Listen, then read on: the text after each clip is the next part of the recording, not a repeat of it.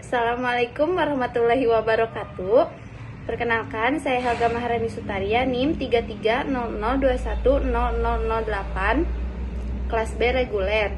Di sini saya akan mempresentasikan materi mata kuliah Hak Kekayaan Intelektual dengan judul Plagiarisme yang diampu oleh dosen Ibu Rima Duana SHMH. Langsung saja. Plagiarisme secara etimologi, plagiarisme yang dalam bentuk kata kerja adalah to plagiarize. Secara harfiah adalah berarti menjiplak atau menyontek. Eccles dan Sadili menerjemahkan plagiarisme sebagai penjiplakan, plagiat. Pelakunya disebut plagiator atau plagiatoris. Dalam bukunya, penulisan kalangan ilmiah Broto Wijoyo mengemukakan bahwa plagiarisme adalah hasil pembajakan atau penculikan berupa penggunaan fakta, penjelasan, ungkapan, dan kalimat yang lain secara tidak sah.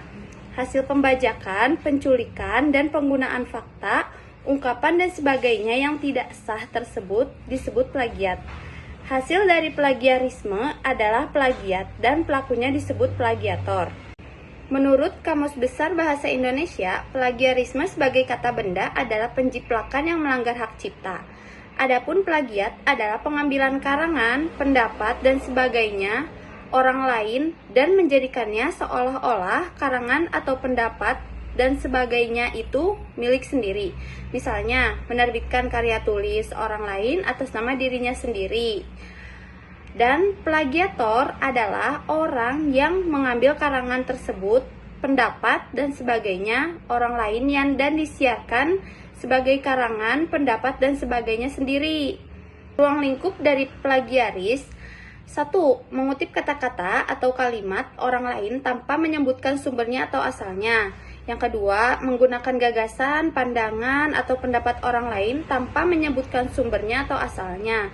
Yang ketiga, menggunakan data atau informasi milik orang lain tanpa menyebutkan sumbernya atau asalnya. Yang keempat, mengakui karya atau tulisan atau pendapat orang lain sebagai tulisan sendiri. Yang kelima, melakukan parafrase tanpa menyebutkan sumbernya atau asalnya. Yang keenam, menyerahkan suatu karya ilmiah yang dihasilkan dan atau diumumkan oleh pihak lain seolah-olah sebagai karyanya sendiri. Tipe plagiarisme ada 4. Yang pertama, ada plagiarisme kata demi kata atau word for word plagiarisme. Penulis menggunakan kata-kata penulis lain persis tanpa menyebutkan sumbernya. Yang kedua, plagiarisme atas sumber, plagiarisme of source. Penulis menggunakan gagasan orang lain tanpa memberikan pengakuan yang cukup tanpa menyebutkan sumbernya secara jelas. Yang ketiga, plagiarisme kepengarangan atau plagiarisme of authorship. Penulis mengakui sebagai pengarang karya tulis karya orang lain. Yang keempat, self-plagiarisme. Termasuk dalam tipe ini adalah penulis mempublikasikan suatu artikel pada lebih dari satu redaksi publikasi dan mendaur ulang karya tulis atau karya ilmiah. Plagiarisme dalam hukum positif Indonesia. Peraturan perundang-undangan hukum positif di Indonesia yang mengatur tentang plagiarisme adalah Kitab Undang-Undang Hukum Pidana.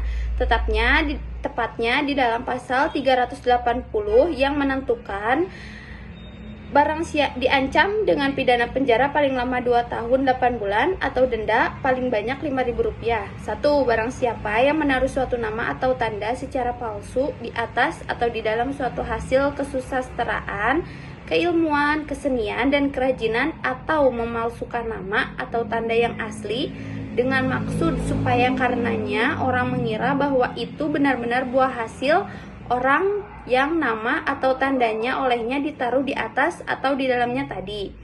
Yang kedua, barang siapa dengan sengaja menjual, menawarkan, menyerahkan, mempunyai persediaan ke Indonesia buah hasil kesusastraan, kesenian, keilmuan, dan kerajinan yang di dalamnya atau di atasnya telah ditaruh nama atau tanda yang palsu atau nama yang tandanya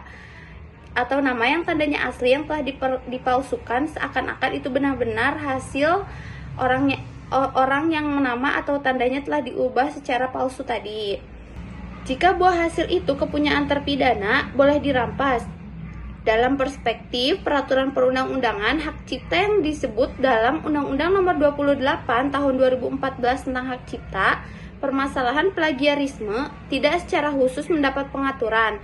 Namun demikian, undang-undang ini cukup mengatur pembatasan tentang tindakan plagiarisme sebagaimana diatur dalam pasal 44 ayat 1 huruf A yang merumuskan secara negatif dengan menentukan penggunaan, pengambilan, penggandaan, dan atau pengubahan suatu ciptaan dan atau produk hak terkait secara seluruh atau sebagian yang substansional tidak dianggap sebagai pelanggaran hak cipta jika sumbernya disebutkan atau dicantumkan secara lengkap untuk keperluan pendidikan, penelitian, penulisan karya ilmiah, penyusunan laporan, penulisan kritik, atau tinjauan suatu masalah dengan tidak merugikan kepentingan yang wajar atau virus dari pencipta atau pemegang hak cipta.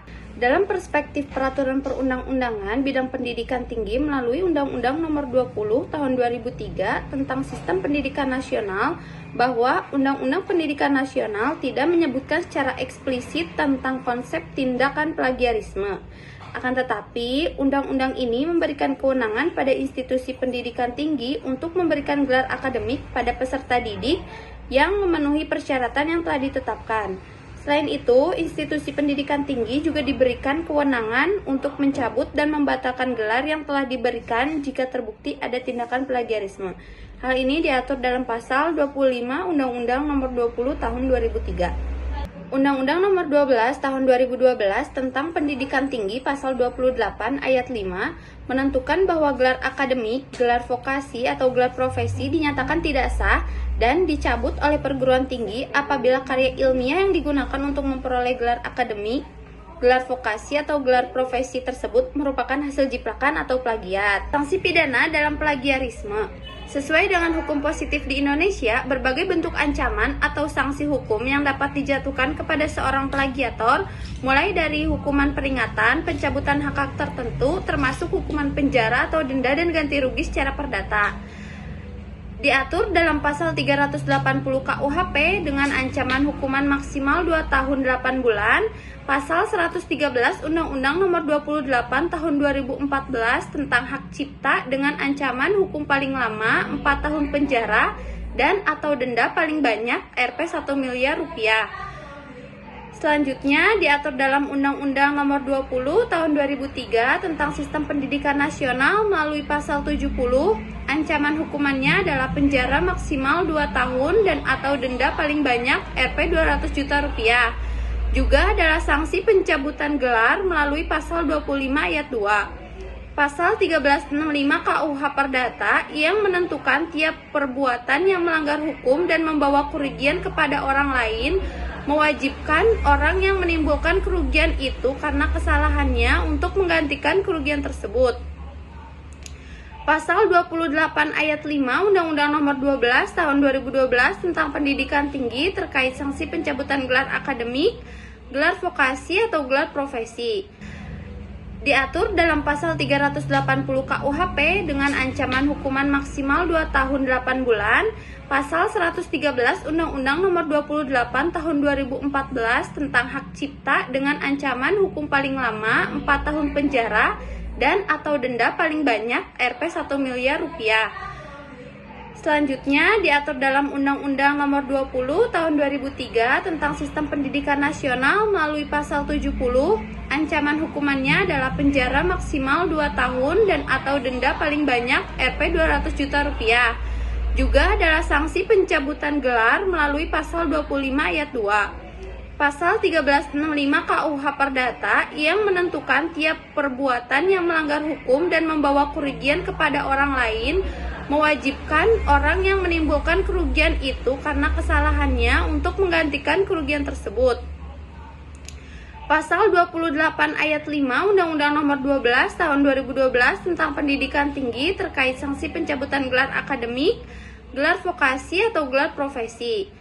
Pasal 92 Nomor 12 Tahun 2012 tentang Pendidikan Tinggi ditetapkan sanksi atau ancaman hukuman bagi institusi perguruan tingginya berupa sanksi administratif dalam bentuk 1. Peringatan tertulis, 2. Penghentian sementara bantuan biaya pendidikan dari pemerintah, Yang ketiga, penghentian sementara kegiatan penyelenggaraan pendidikan. Yang keempat, penghentian pembinaan dan atau yang kelima, pencabutan izin secara khusus di lingkungan pendidikan tinggi. Tindakan plagiarisme dapat dihindari dengan melakukan pengutipan dan atau melakukan parafrase dengan menyebutkan sumbernya yang sebagai berikut. Pengutipan. 1. Menggunakan 2 tanda kutip jika mengambil langsung satu kalimat dengan menyebutkan sumbernya. Yang kedua, menuliskan daftar pustaka atas karya yang ditunjuk dengan baik dan benar. Melakukan parafrase. Melakukan parafrase dengan tetap menyebutkan sumbernya. Parafrase yaitu cara mengungkapkan kembali semua makna yang sama namun dengan bahasa yang berbeda. Parafrase merupakan salah satu cara yang dapat dilakukan untuk mencegah praktik plagiarisme. Namun, meskipun dalam teknik parafrase, seseorang menggunakan bahasanya sendiri, dia harus tetap menyebutkan sumbernya karena dia bukan penulis aslinya dan gagasan itu tetap milik orang lain. Mungkin cukup sekian presentasi saya tentang materi hak kekayaan intelektual yang berjudul plagiarisme. Mohon maaf apabila banyak salah dan saya masih memerlukan bimbingan ke depannya. Sekian, wassalamualaikum warahmatullahi wabarakatuh.